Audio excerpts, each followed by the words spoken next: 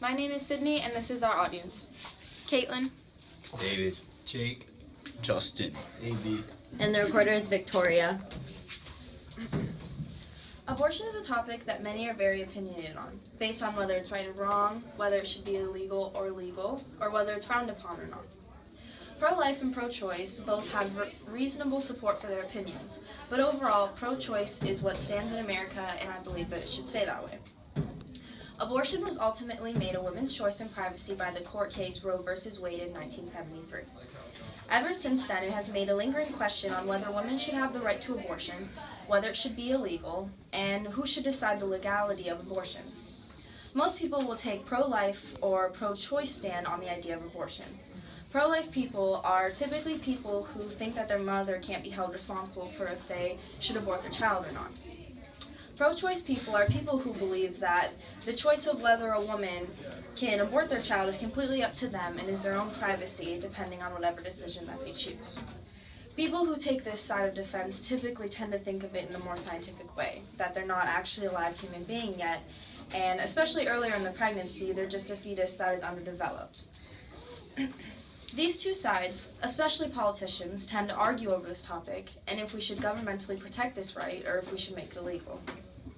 When explaining the circumstances, pro-choice just seems right. There are many areas, logically, giving the right to women to have an abortion benefits our female population as well as the country as a whole. Giving the right of abortion can significantly help us economically.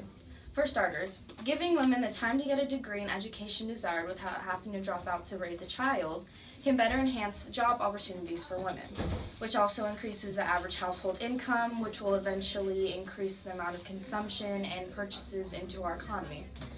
Secondly, many pregnancies that turn to abortion are from families that are not financially prepared to have a child. If we stop allowing abortions, every child would have to be born, including families in poverty. This adds on to our families in poverty, single mothers, and orphan homes that we all pay taxes for. This would be economically draining. According to MIT, each tax dollar spent on contraceptive services saves an average of $3 in Medicaid costs for pregnancy-related health care and Medicare for newborns. Without these services, federal and state Medicaid would increase by $1.2 billion a year. Allowing abortions helps prevent this by allowing adults unable to easily care for their child wait until they are financially and mentally ready to have a child.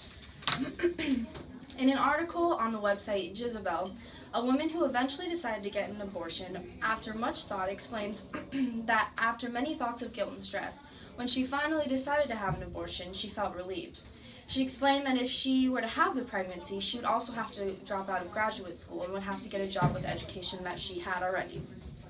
She also explained that she was not financially prepared to have a child, and either was the father, and she had no support from friends, and she wasn't poor enough to get support from the government.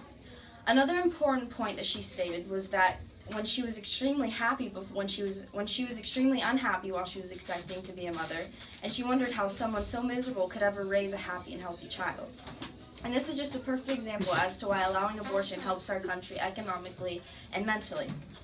With these facts and points, it is understandable why many still fight for abortion to be illegal.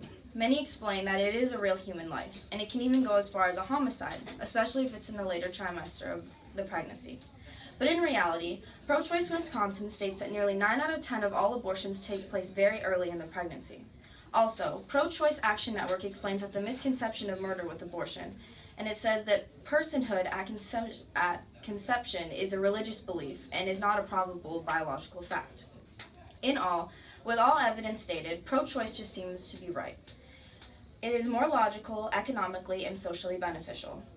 Where many say pro-life is better choice because it's closer with their religion or their values, it doesn't end up matching up very well with the factual and logical sense of having the option of abortion available.